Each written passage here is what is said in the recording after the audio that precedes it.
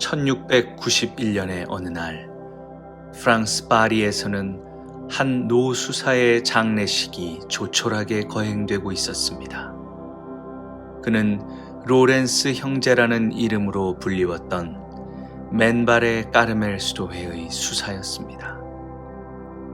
세상 사람들은 이 알려지지 않았던 수도자가 앞으로 300년이 넘는 세월 동안 전 세계 크리스천들에게 그렇게 큰 영향을 끼치리라는 것을 당시에는 알지 못하였습니다.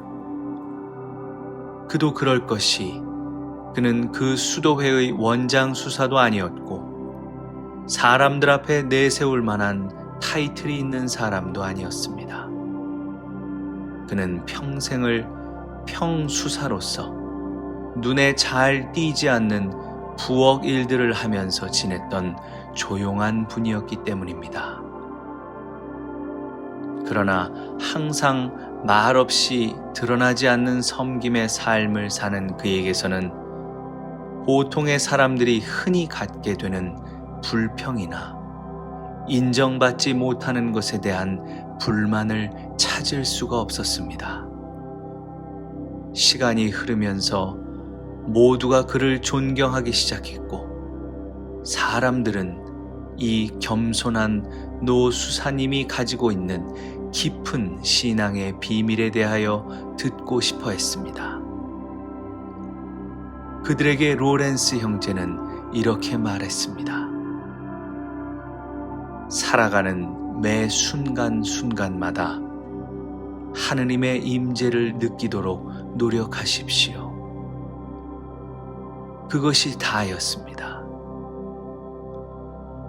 장례식에서 그를 추모하는 조사에 이런 말이 있었습니다. 선한 로렌스 수도사는 신발을 수선할 때나 기도를 드릴 때나 똑같이 어느 곳에서나 하느님의 임재를 발견했습니다.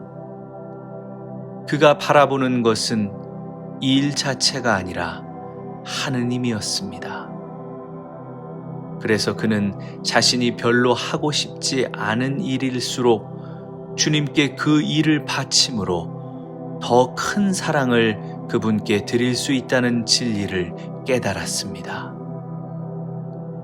그는 부엌에서 설거지를 할 때나 달아빠진 형제들의 샌들을 수선하면서도 하느님께서 바로 이 순간 여기에 나와 함께 계시다라는 사실을 느끼고 있었던 것입니다. 그것이 그의 위대한 신앙의 비밀이었습니다. 로렌스 형제가 주님 품에 잠든 다음 해 수도원장 보포르에 의해서 그의 말들이 하느님의 임재 연습이라는 제목의 책으로 출간되었고 이 책은 그 후 지금까지도 기독교 영성의 고전으로 사랑받게 되었던 것입니다. 이렇듯 일상생활 속에서 하느님의 임재를 추구하고 삶의 작은 순간순간마다 주님의 음성에 귀 기울이는 로렌스 형제의 단순하면서도 소박한 영성은 화려한 수사 어구나 현학적이고 철학적인 언어로 표현되지는 않았지만 진정한 힘을 가지고 있었고 지금도 전 세계의 수많은 크리스천들에게 깊은 영향을 끼치고 있습니다.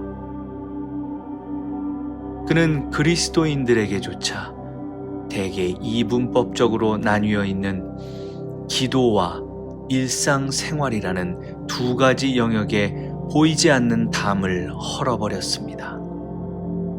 그래서 하느님과 성도의 교제를 교회에서 가정으로 연결하고 예배에서 일터로 확장시키는 실천적 영성의 모본이 되었던 것입니다. 히브리서 1장은 우리를 지으신 하느님께서 말씀하고 계신 분이심을 강조하고 있습니다. 주님은 결코 영원히 침묵하거나 우리의 문제에 무관심한 분이 아니라는 것을 성경은 증거하고 있는 것입니다. 그런데 보통 우리의 삶에서는 도대체 왜 이렇게 주님의 뜻을 알기가 어렵고 혼란스러운 것입니까?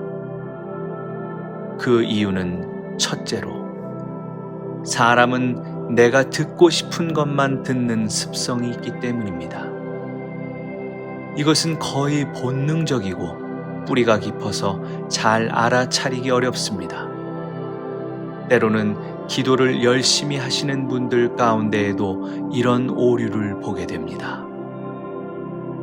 기도는 나 자신의 힘을 빼고 하느님의 말씀에 순종하는 행위인데, 내가 힘이 가득해서 하느님의 팔을 잡아 흔드는 기도가 있는 것입니다. 여러분, 상담 심리학의 원리 중에 클라이언트는 이미 그 답을 알고 있다라는 것이 있습니다. 상담을 하러 오는 분이 사실 그 답을 알고 있다는 것이죠. 그런데 그 답이 자신이 원하지 않거나 감당하기 어려운 것이면 우리의 상담 의사 되시는 예수님께서 정답이 아니라 내가 원하는 답에 맞장구 쳐 주시기를 기다리게 된다는 것입니다. 야고보서 4장 2절에서 3절은 우리에게 말씀합니다. 여러분이 얻지 못하는 까닭은 하느님께 구하지 않기 때문입니다. 그런데 구해도 얻지 못한다면 그것은 욕심을 위해 잘못 구하기 때문입니다. 우리가 주님의 뜻을 알지 못하는 두 번째 이유는 무엇입니까? 그것은 우리가 하느님을 우리 생각의 수준에 놓고 이해하기 때문입니다. 우리 앞에 목적지까지 가는 A와 B의 길이 있다고 합시다. 주님은 사실 우리가 어떤 길을 선택하든지 크게 문제가 없는 분이십니다. 모든 것을 창조하신 주님께서는 우리가 설사 잘못된 길을 선택한다 하여도 그 모든 과오를 고치고 회복시킬 수 있는 능력의 주님이시기 때문입니다. 사실 하느님은 우리의 선택보다도 그 길을 가는 동안 어떠한 마음으로 어떻게 아름다운 인생을 만들어가는지에 더 관심이 있으신 분입니다. 여러분, 우리 하느님은 광대하십니다. 그분은 내가 고민해서 만들어 놓은 몇 가지 답 중에서 하나를 골라주시는 그런 작은 분이 아니십니다. 그렇다면 여러분은 과연 어느 정도의 기대와 믿음을 가지고 기도의 제단에 그리고 주일 예배에 나아가십니까? 기억하시기 바랍니다. 아버지 하느님이 예비하신 은혜에는 그 한계가 없습니다.